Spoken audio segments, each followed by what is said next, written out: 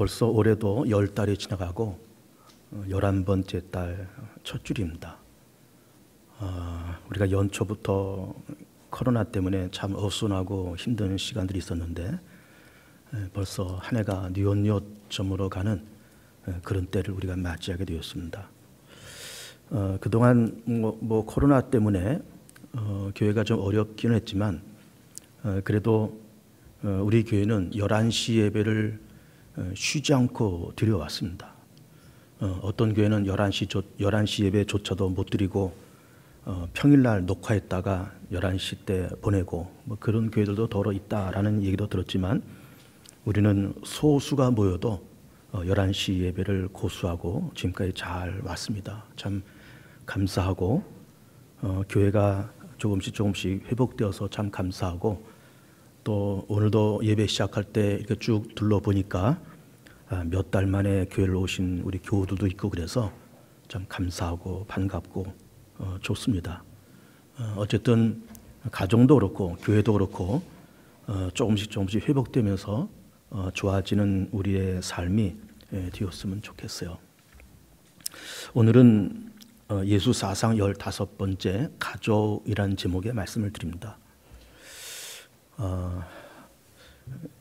이런 일이 있었습니다. 예수님께서 그렇게 3년 동안 공생애를 이제 펼쳐나가실 때 그 3년이라는 그 시간이 사실은 그리 길지 않은 시간이잖아요. 우리 이제 목사들은 수십 년을 목회하잖아요. 수십 년. 또 한 교회에서 뭐 20년 이상도 하고 그렇게 목회를 하지만은 예수님은 딱 3년을 하셨어요. 그냥 이 짧은 시간 속에 그야말로 예루살렘과 온 유대와 사마리아 땅끝까지 복음을 전하시려다 보니까 굉장히 바쁜 시간을 이렇게 살아가신 거예요. 말씀 전하셔야 되죠. 병든 자 고치셔야 되죠. 귀신 내쫓고 제자들 양육해야 되죠. 굉장히 일이 많으셨습니다. 그래서 심지어 머리 둘 곳이 없다라고 하실 만큼 그렇게 아주 바쁘게 그렇게 살아가신 거예요. 그러다 보니까는 어쨌든 예수님에게도 가족들이 있었잖아요. 어머니가 있고 아버지가 있고 동생들이 있고 다 그랬는데 가족들을 돌볼 만한 그런 시간이나 여유나 마음의 여유가 없었고 심지어 그 가족들과 함께 만나서 대화를 하는 것도 굉장히 거의 그런 경우가 없었다 이렇게 보는 겁니다. 왜 그런가 하면은 예수님에게 그 육신의 부모님들이 있었잖아요. 요셉과 마리아가 있습니다. 그리고 예수님에게도 동생들이 있었어요.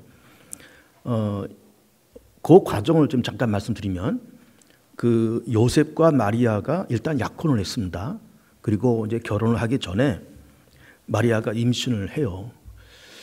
남자를 알지 못하는 여자가 임신을 했다. 그것도 이미 약혼을 한 그런 남자가 있는데 임신을 했다라고 하는 거는 본인에게도 굉장히 당황스러운 것이고 또 약혼한 그 남자나 주변에서 볼 때는 굉장히 당황스러운 거예요. 막 그랬는데 아마 요셉이란 그 남자가 아마 상당히 신사적인 것 같아요. 뭐 이렇게 너 그럴 수 있느냐, 막 그렇게 완력을 쓰고 욕하고 막 폭력을 가하고 막 그럴 것 같은데 요셉이 그러지 않고 조용히 저 여자는 내가 그래도 저 여자를 괜찮게 봤는데 내가 이렇게 약혼도 하고 결혼도 하지 않았는데 벌써 아이를 가졌다. 참 뭔가 부정한 여자라구나 이렇게 생각을 한 거예요. 그러면서 조용히 끊고자 했다는 거죠. 그때 이제 가브리엘 천사가 그 요셉에게 나타나서 네 아내 마리아를 데려오는 것을 두려워하지 말아라. 그가 임신한 것은 남자를 통해서 임신한 것이 아니고 성령을 통해서 임신한 것이니 너는 그를 두려워하지 말아라.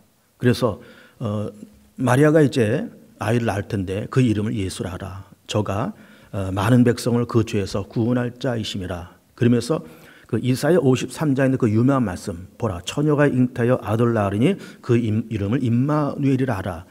그런 이사야의 말씀을 인용해서 가브리엘 천사가 그렇게 얘기를 해줘요. 그래서 이제 요셉이 마음의 문이 열려서 마리아를 이제 데리고 오고 그리고 이제 마리아가 만삭이 되었을 때 호적하러 베들레헴을 찾아가죠. 그래서 거기서 마리아가 몸을 풀고 거기서 예수님께서 탄생을 하십니다. 그러고 나서 이제 요셉과 마리아가 정식으로 결혼을 하고 그리고 정상적인 부부 사이에서 이제 자녀들이 탄생을 하는 거예요.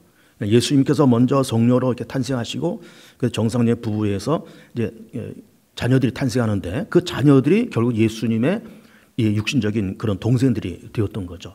그러니까 우리는 이제 예수님의 가족이 몇 명인가, 예수님의 동생이 몇 명인가, 또 요셉과 마리아가 결혼해서 몇 명의 자녀를 낳았는가라고 하는 것을 성경이 말씀하지 않으니까 이제 우리는 더 이상 말할 수 없겠지만 한 가지 알 수 있는 것이 뭔가면은 우리가 신약 성경 거의 뒷부분에 야고보서가 있어요. 행함으로 구원받는다고 하는 것을 강조한, 그래서 행함이 없는 믿음은 그 자체가 죽은 것이라고 말할 만큼 그 믿음에 더해서 행함을 강조한 그 야고보서를 쓴 그 야고보가 예수님의 육신의 동생이다 이렇게 보는 거예요. 그러니까 이제 예수님께서 그렇게 요셉과 마리아 사이에서 성령으로 잉태해서 이제 첫 아들도 그래 탄생하시고 동생들이 쭉 있었어요. 그 동생들과 함께 어쨌든 그 나사렛 땅에서 30년 동안 그렇게 사셨을 것 아니에요. 요셉은 목수니까 예수님도 아버지를 따라서 목수 일을 하시다가 30살에 출가하셔서 요단강에서 세례받으시고 또 광야에 들어가셔서 금식하시고 그리고 제자들을 모으시면서 3년 동안의 공생애를 그렇게 살아가신 거예요. 그러면서 물론 이제 30살 되실 때까지 나사렛에서 목수의 일을, 아버지를 따라서 목수의 일을 하실 때는 어쨌든 가정 안에서 뭐 어머니 아버지를 봉양해 드리고 또 동생들을 잘 관리해 가면서 그렇게 사셨겠지만은 일단 30살에 출가를 하시잖아요. 출가하시고 그 이른바 공생애를 사셨을 때는 가정을 돌볼 만한 시간적인 마음의 여유가 없었던 거예요. 거기다가 할 일도 많잖아요. 근데 뭐 이 본문과는 조금 관계가 없는 얘기일 것 같지만 그 예수님께서 왜 그러면 동정녀의 몸에서 탄생하셨을까? 그 정상적인 부부 가운데서 탄생해도 괜찮지 않을까라는 얘기를 좀 해보려고 합니다. 우리 사람들은 어쨌든 우리가 그거를 인정하든 인정하지 못하든 우리는 누구나 다 아담의 후손들이에요. 그렇잖아요. 아담이 그 세 아들 낳고 그리고 가인과 아벨 낳고 그 다음에 셋을 낳고 그 셋의 혈통을 통해서 아브라함, 이삭, 야곱 이렇게 그 계보가 흘러내려오는 거예요. 그래서 우리는 좋거나 싫거나 인정하거나 인정하지 못하거나 우리는 어쨌든 아담의 후손들인 거예요. 모든 인류는 다 그렇습니다. 그것이 뭐 남자건 여자건 잘난 사람이건 못난 사람이건 그것이 백인이건 흑인이건 동양인이건 서양인이건 누구를 막론하고 우리는 다 태어나는 순간부터 아담의 후손들입니다. 그러면 아담의 후손이라는 말은 뭐예요? 아담은 에덴 동산에서 선악과를 따먹은 사람이잖아요. 그리고 선악과를 따먹었다고 하는 원죄가 있는 사람이에요. 그래서 그 아들들도 가인과 아벨, 셋, 이 사람들도 결국은 그 원죄를 가지고 태어난 사람들이고 모든 인류는 어쨌든 우리는 아담의 후손이고 아담이 저지른 그 원죄의 죄성, 원죄의 DNA, 원죄의 어떤 성품을 갖고 우리는 다 그렇게 태어나는 겁니다. 이걸 인정하든 인정하지 않든 알든 모르든 이건 우리가 그렇게 알고 그렇게 우리는 아담의 후손으로서 아담의 원죄를 갖고 다 그렇게 태어나는 겁니다. 선악과를 따먹은 아담의 자손, 선악과를 따먹은 아담의 DNA, 선악과를 따먹은 아담의 그 죄성 이걸 다 갖고 다 그렇게 태어나는 거예요. 태어나자마자 그렇게 되는 겁니다. 이것을 우리는 원죄라고 말을 해요. 그 살아가면서 우리는 자범죄를 짓습니다. 원죄는 내 의지와 상관없는 죄죠. 일단 태어나면서부터 가지고 온 죄니까 내 의지와는 상관이 없어요. 그러나 이미 주어졌어요. 싫던 좋던 인정하든 인정하지 못하든 이거 우리가 갖고 태어납니다. 그리고 자범죄를 지으면서 세상을 살아가요. 그래서 원죄와 더해서 자범죄가 섞이면서 죄의 삭은 사망. 그러면서 인류는 어쨌든 원죄와 자범죄를 통해서 사망이라는 구렁텅이로 들어가는 운명이 우리 인간의 운명이다 이렇게 보는 겁니다. 그런데 예수님께서 동정녀의 몸을 통해서 났다는 것은 남자의 씨 없이 여자의 몸에서 성령의 감동을 통해서 태어났다는 거잖아요. 그럼 그 말은 뭔가 하면은 동정녀 마리아의 몸을 통해서 태어난 그 예수님은 아담의 씨가 없다는 거예요. 아담의 후손이 아니라는 거예요. 하나님의 아들이고 동정녀의 몸을 통해서 태어나면서 선악과를 따먹고 범죄한 원죄의 그 죄성을 갖고 태어난 분이 아니라는 거죠. 우리는 아담의 죄성을 갖고 태어나고 예수님은 남자를 모르면서 태어났기 때문에 아담의 죄성이 없는 아담의 DNA가 없는 채로 탄생을 하신 거예요.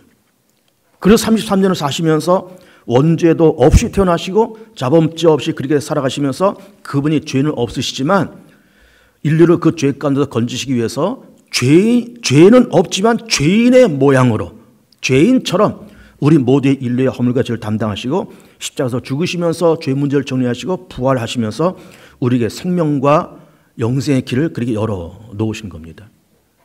자, 그렇게 태어나시면서 이제 요셉과 마리아 사이에서 정상적인 부부 관계 속에서 이제 자녀들이 태어나면서 예수님의 육신의 동생들이 그렇게 있었던 거예요. 몇 명인지는 모르겠습니다.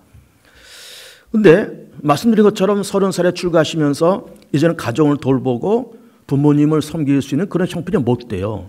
거기다가 3년이라는 짧은 시간 동안에 예루살렘과 온 유대, 사마리아 땅끝까지 복음을 전하시고 많은 병자들 고치시느냐고 밤잠을 못 주무시고 그야말로 머리도 끝도 없이 그렇게 살아가셨던 거예요.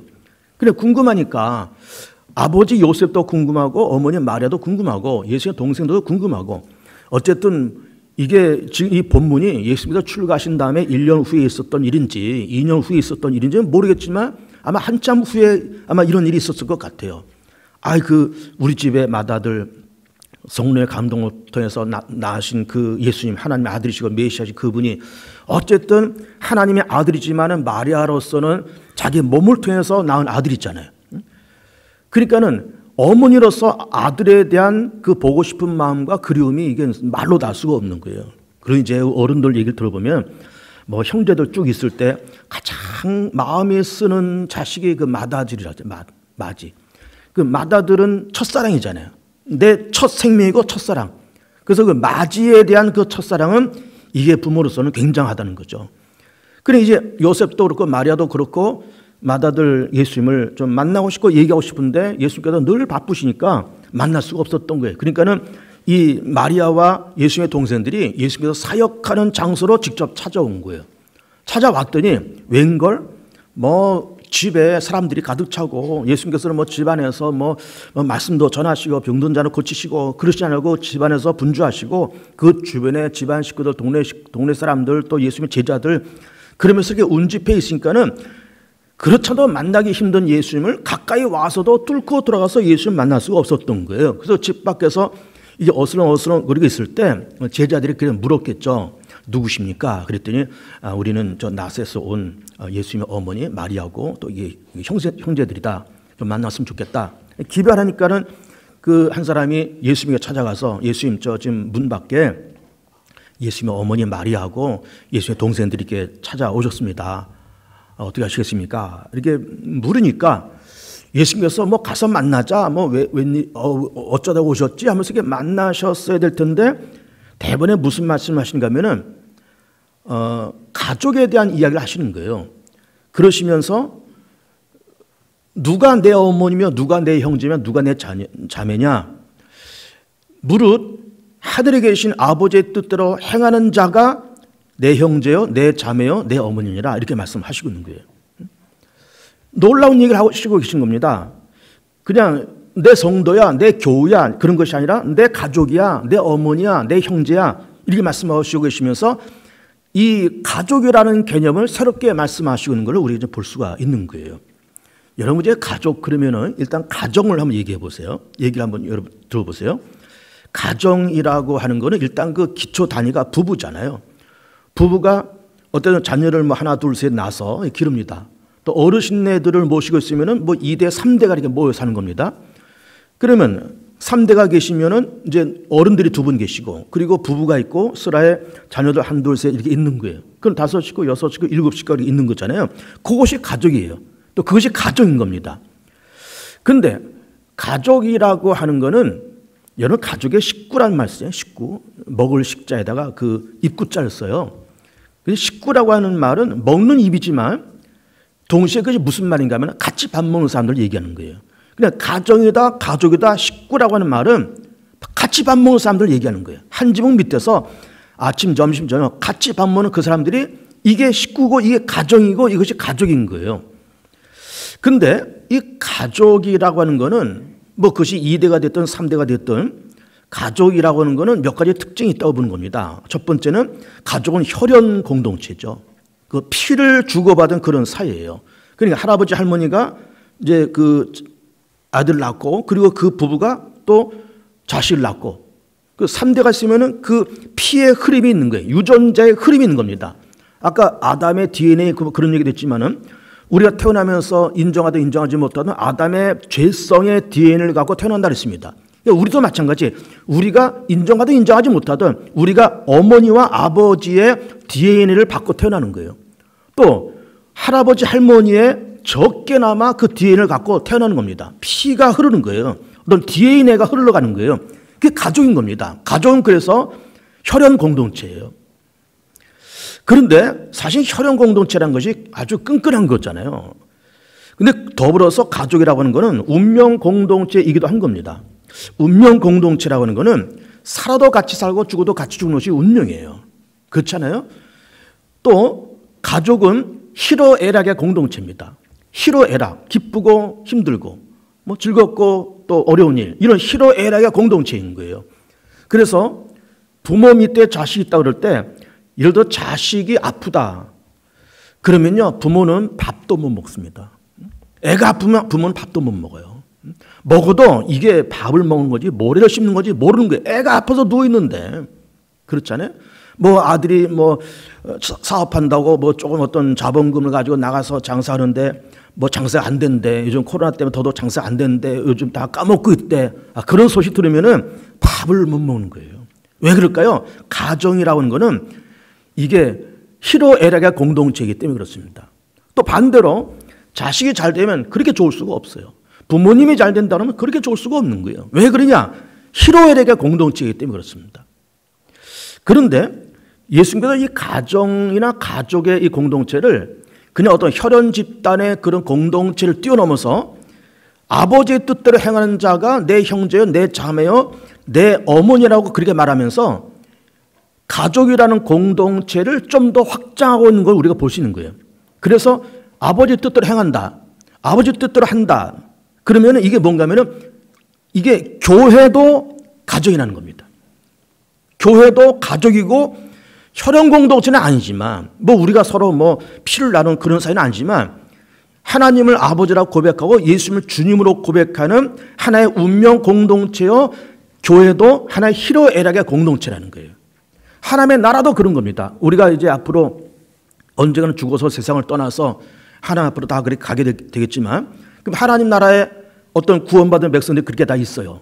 그 앞에 천군 천사가 환영하고 노래 부르고 24장로들이 하나님을 찬양하고 구원받은 성도들이 다 하나님을 찬양하고 그 하나님을 찬양하는 그 어마어마한 하나님의 나라의 그 공동체도 이것도 하나의 가족이라는 거예요. 왜? 하나님의 뜻대로 행하는 자이기 때문에 하나님을 아버지라 부르고 예수를 구주로 고백하는 그런 공동체이기 때문에 가정도 가족이요, 교회도 가족이요, 하나님의 나라도 가족이라고 하시면서 가정이라는 개념, 가족이라는 개념을 좀 더 확장하고 있는 것을 우리는 지금 볼 수 있는 겁니다. 그래서 우리는 교회를 하고 그럴 때 예를 들면 교회는 뭐 예배하는 공동체고 뭐 교육하는 공동체고 뭐 선교하는 공동체고 교회 5가지 본질이 있잖아요. 5가지 본질이 있는데 예수님은 여기다가 가정이라고 하는 것에 대한 새로운 개념을 얘기를 하시는 거예요. 교회론의 새로운 개념을 얘기하시는 거예요. 교회도 가정이다. 교회도 가정이다. 그래서 교회가 혈연 집단은 아니지만 교회도 하나의 운명 공동체요, 교회도 희로애락의 공동체라고 하는 것을 얘기를 하고 있는 겁니다. 여러분 보세요. 저는 담임 목사잖아요. 개봉 중에 담임 목사예요. 저는 이제 우리 집사람이 있고 또 아들이 하나 있고 그 세 식구가 살고 있고 뭐 우리 아이는 좀 미국 가서 좀 살고 있지만은 그렇게 살고 있어요. 그러면서 목사가 생활을 하는 거는 교회에서 어쨌든 매달 이제 월급을 주시잖아요. 월급을 주시면 교회에서 집도 주시고 월급도 주시고 뭐 자동차도 주시고 그래서 제가 참 감사하게 살고 있어요. 살고 있는데 목사는 교회에서 주는 월급을 먹고 사는 사람이 아니에요. 여러분이 목사를 어떻게 생각할지 모르겠지만 목사는 월급 받아 먹고 사는 사람이 아니에요. 목사의 양식은 뭔가? 목사의 양식은 교인들이 잘 된다고 하는 기쁨을 양식 삼아서 사는 사람입니다. 예를 들어서 어느 가정에 어려운 일이 있었는데 참 그 다 기도하고 또 목사도 기도하고 구역 식구들 우리 모두가 다 기도해서 그 어려운 문제가 다 해결됐대 라는 그 소식을 들었을 때 그게 목사의 양식인 거예요. 그런 소식 들을 때 너무너무 감사하고 너무너무 목회에 재미가 있는 거예요. 또 반대로 어느 가정에 어떤 어려움이 생겼대. 뭐 누군가가 교통사고 당해서 뭐 어디 입원했대. 누가 뭐 장사했는데 어느 집 집사님의 아들이 장사했는데 뭐 다 들어먹었대. 그런 얘기 들으면은 가슴이 아프고 참 힘들고 왜 이렇게 그렇게 됐지? 내가 그 가정에서 더 기도하지 못해서 그랬구나. 그러면서 그 책임감이 일단 나한테 찾아오는 거예요. 일단 책임감을 느끼는 거예요.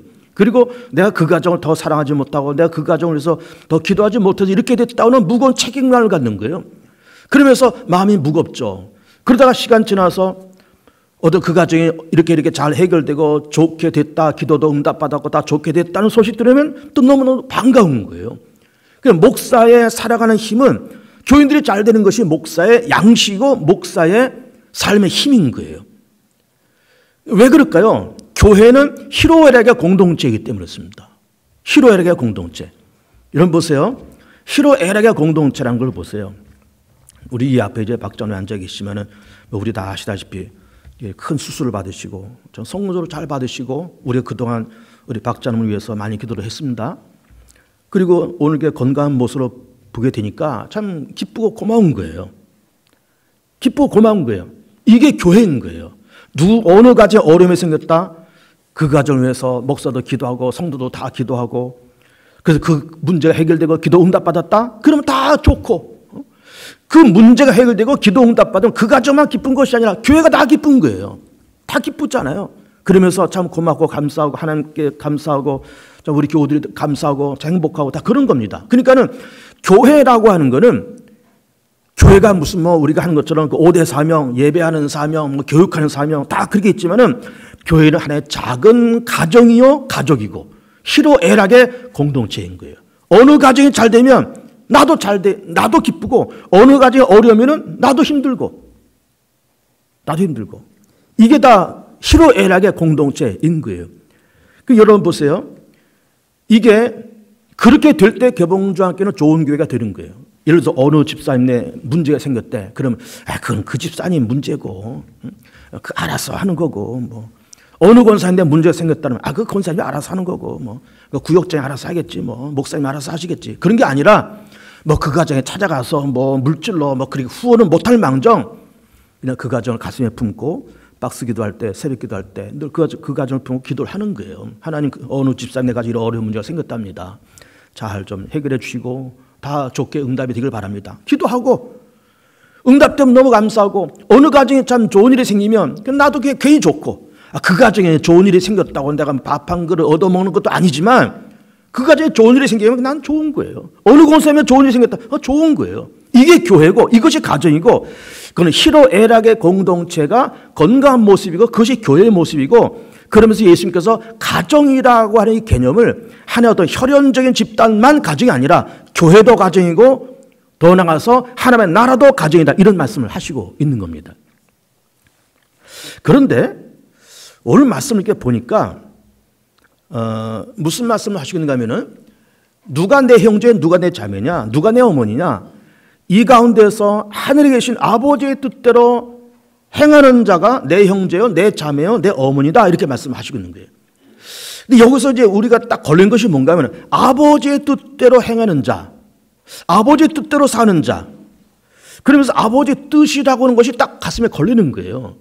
그러면 그래 아버지의 뜻대로 하나님의 뜻대로 사는 것이 좋겠지 막연하게 그렇게 생각하는데 그 하나님의 뜻이 뭐냐라고 또 물으면은 대답할 말이 참 궁색합니다. 하나님의 뜻이 뭐지? 참 궁색해요. 근데 보세요. 우리는 늘 그렇게 얘기합니다. 하나님 뜻이 뭔지 모르겠다는 게. 왜 모를까요? 알아요. 너무너무 쉬운 겁니다, 여러분. 잘 생각해 보세요. 하나님과 우리와의 관계가 나와 자식의 관계가 굉장히 유사합니다. 제 얘기 잘 들으세요. 나와 하나님의 관계가 나와 자식의 관계와 상당히 유사해요. 보세요. 여러분 다 이제 부모님들이시잖아요. 예를 들어서 자녀들을 낳고 기릅니다. 얘네들 공부시키고 20살 넘어서 군대도 갔다 오게 하고 대학 공부도 하고 장가도 보내고 그랬다고 쳐보세요. 그러면 또 직장 잡아서 다니고 있어요. 그럼 부모가 그 아들을 이렇게 지켜보면서 그 아들 향해서 어떤 마음이 있을까요? 어떤 뜻이 있을까요? 걔가 이 사회에 나가서 그냥 자기 밥벌이 하면서 잘 사는 것 이게 부모의 마음이에요. 이게 부모의 뜻입니다. 어느 회사에 들어갔어요. 월급쟁이로 들어왔습니다. 월급쟁이 하면서 윗사람한테 인정받고 그러면서 때에 따라서 점점 진급도 하고 그 업계에서 인정받고 그리고 또 부모와 자식 관계니까 부모 자식의 의리를 끊지 말고 뭐 이렇게 자주 연락도 하고 뭐 때가 되면 와서 찾아오기도 하고 내가 가기도 하고 만나서 밥도 먹고 걔가 어려우면 내가 뭐 용돈 몇 푼 던져주고 뭐 그 녀석도 나한테 가끔씩 용돈도 좀 집어주고 그런 관계. 그러면서 자식은 부모를 사랑하고 존경하고 위해드리고 공경하고 효도하고 어버이는 자식이 잘 되기를 바라고 잘 되기 위해서 기도하고 물질을 후원하고 그러면서 부모와 자식 간의 어떤 의리를 끊지 않고 꾸준히 연락하고 가끔 찾아오고 찾아가기도 하고 만나서 밥 먹고 이게 부모의 마음이 있잖아요. 이런 부모가 자식한테 야, 너 네 재산 나한테 다 갖다 바쳐라. 그렇게 말하는 부모 없습니다. 너 나가서 너 하나님의 일을 하고 너 교회 너 집사인데 집사가 너 그러고 있으면 되겠어? 너 신학 공부해서 빨리 목사가 돼가지고 저 아프리카 오제에 가서 거기다 교회 세우고 선교해. 그거를 물론 그럴 사명이 있는 가정을 해야 되지만 그는 일반적인 부모가 원하는 게 아닙니다. 그냥 직장 다니면 직장 잘 다니고 거기서 인정받고 뭐 사업을 한다면 조그만 자영업 한다 그러면 자영업 점점 잘 되고 그리고 자주 연락하고 만나서 밥 먹고 서로 오고 가고 때가 되면 만나서 밥 먹고 그러면서 부모와 자식 간에 서로 의리를 지키면서 오고 가고 그러면서 얘네들이 잘 사는 것이 부모의 마음이지 뭐 너한테 집 팔아서 뭐 나한테 갖다 바쳐라 너 신학 공부하고 저 아프리카 오지 가서 선교해라 그런 걸 원하는 부모는 거의 없어요. 여러분 하나님도 그렇습니다. 그러니까는 하나님과 우리와의 관계나 내가 자식을 바라보는 그 마음이나 똑같단 말이에요. 우리 젊은 부부들이 대부분 그렇잖아요. 이제 결혼하기 전에는 부모의 마음을 몰랐는데 결혼해서 아이를 낳고 길러보니까 부모의 마음을 알겠다는 거예요. 부모의 마음을. 부모의 마음. 부모가 이렇게 해서 나를 낳고 이렇게 해서 나를 길렀겠구나. 이렇게 했을 때는 부모가 마음이 아팠겠고 이렇게 했을 때는 부모가 마음이 참 편안했겠구나 라고 하는 거를 아이를 길리면서 아는 거예요. 그러니까는 나와 자식의 관계와 나와 하나님의 관계가 똑같은 거예요. 하나님도 우리를 바라보시면서 우리가 세상에서 야 아무개 너 네 재산 나한테 다 갖다 바쳐. 네 목숨도 나한테 갖다 바쳐. 너 다 직장이고 뭐고 다 때려치고 신학교 가서 신학 공부해서 목사 안수 받고 저 아프리카 오제 가서 다 선교해. 교회 세우고 선교해. 하나님께서 그렇게 무지막지하게 요구하신 하나님이 절대로 아닙니다. 물론 그런 사명이 있는 소수의 사람들은 해야 되겠지만 하나님께서 일반적으로 그렇게 말씀하지는 않으세요. 그냥 너 잘 살아라. 내가 너한테 그런 가정 줬지. 너한테 이렇게 먹고 살만한 직장 줬지. 그 직장에서 구수하게 잘 다니고 점점 네가 그 회사에서 인정받고 너 그런 조그만 자영업 시작했지. 응? 너 그 점점 잘 되고 너 나 자주 찾아오고 응? 찾아오고 네가 또 나한테 아쉬운 거 있으면 나한테 얘기하고 그럼 너한테 주고 그리고 우리 서로 부모와 자식 간의 의리를 가르치지 말고 서로 네가 나 사랑하고 나도 너 사랑하고 자주 만나고 자주 같이 만나서 밥도 먹고 좀 그러자. 이게 누구의 마음이에요? 이것이 하나님의 마음이에요.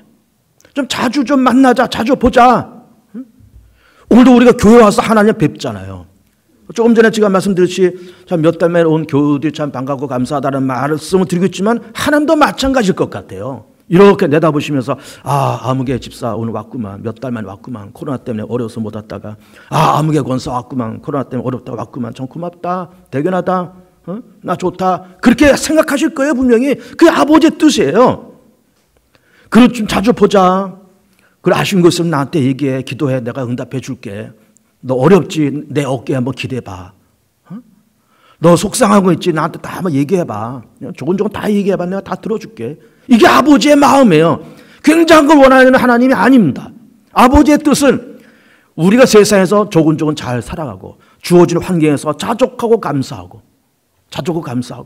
또 필요한 거 있으면 기도하고 하나님 자주 뵙고 교회 잘 다니고 맡은 직분 소박하게 잘 감당해가고 하나님 어깨 한번 기대해 보기도 하고 속상한 것 있으면 하나님 앞에 토로해보고 하나님 앞에 좀 하선도 해보고 하나님 앞에 한번 울어도 보고 하나님 앞에 무릎 한번 꿇어보고 이게 하나님과 우리의 관계지 하나님께서 우리한테 뭘 요구하시겠습니까? 하나님 뭐가 아쉬워서 우리한테 뭘 요구하시겠습니까? 아버지의 뜻은 우리가 세상에서 주어진 환경을 자족하고 감사하고 행복하게 잘 살아가고 하나님을 섬기고 예수 잘 믿고 교회 잘 다니는 그런 모습을 하나님은 원하시는 거예요. 큰 걸 원하는 하나님이 절대로 아닙니다. 절대로 아니에요. 그래서 우리는 이제 가족이라는 제목으로 말씀을 쭉 드리고 있으면서 누가 내 형제냐, 누가 내 자매냐, 누가 내 어머니냐, 하늘에 계신 아버지의 뜻대로 행하는 자가 내 형제여, 내 자매여, 내 어머니라 말씀하셨듯이 아버지의 마음은, 하나님의 마음은 이 땅에서 내가 소박한 소망을 갖고 교회가 잘 되기를 소망하고 기도하고, 또 우리 대한민국이 잘 되기를 소망하고 기도하고, 세계의 평화가 임하기를 소망하고 기도하고, 우리 교우들 모든 가정들 한 가정 모든 가정들이 다 잘 되기를 소망하고 기도하고, 조신하게 잘 살아가고 정직하게 세상을 살아가고, 그리고 감사하고 하나님과의 의리를 끊지 않고 주신 것을 감사하고 자족하면서 그렇게 살아가는 그런 소박한 삶을 하나님은 원하시는 거예요. 그게 아버지의 뜻이에요. 그게 아버지의 뜻입니다. 굉장한 거 하나 앞에 안 해도 괜찮습니다. 재산 다 안 바쳐도, 목숨 다 안 바쳐도, 땅끝까지 가서 복음 안 전해도 하나님께서 내게 주신 그 삶의 형편을 자족하고 감사하고 소박한 마음을 갖고, 아까 얘기했잖아요. 교회는 희로가 공동체다 얘기했잖아요. 어느 가정에 어려운 일이 있어요. 그럼 그 가정을 가슴에 품고 박스 기도할 때 하나님 그 가정을 불쌍히 여기시고 좋은 일이 있길 원합니다. 기도하고, 우리 개봉중학교 더 잘 되겠으면 좋겠습니다. 하나님 코로나가 빨리 꺼졌으면 좋겠습니다. 하나님 우리 대한민국이 잘 됐으면 좋겠습니다. 우리 교회가 세운 1.2 기념교회 더 부흥되고 잘 됐으면 좋겠습니다. 주님, 이사야가 꿈을 꿨듯이 물이 바다를 덮음까지 여호와를 아는 지식이 온 땅에 충만해지고 예수 그리스도의 십자가의 물결과 예수 그리스도의 복음의 물결이 한반 더 전 세계에 흘러넘치길 진정 소망합니다 라고 하는 그런 소망을 품고, 그러면서 기도하고 그러면서 소망하면서 나아가는 그 소박한 삶, 그러면서 주어진 삶을 자족하고 감사하며 살아가는 그러한 삶, 이게 아버지의 뜻입니다. 이게 아버지의 뜻이에요. 그렇게 아버지의 뜻대로 살아가시면서 하나님의 가족이라는 울타리, 가정이라는 울타리 안에서 하나님의 보호하심을 받고 하나님의 축복을 받으면서 살아가는 복 있는 교우들 되시기를 축복합니다.